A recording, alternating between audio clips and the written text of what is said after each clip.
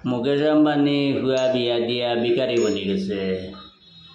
মুকেশ আম্বানির এখন পয়সা করি নাই, এখন পাবলিকের কাছে হাত পাতিতে পারেন না, এখন রিচার্জের দাম বাড়াই দিছে।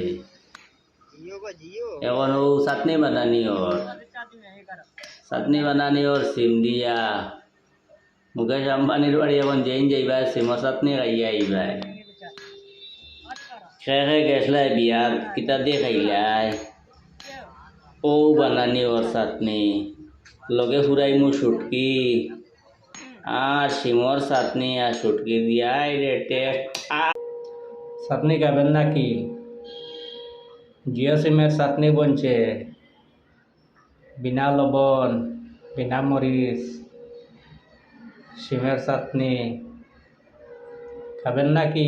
আসুন আপনারা জিও সিমের চাটনি খাইয়া যান।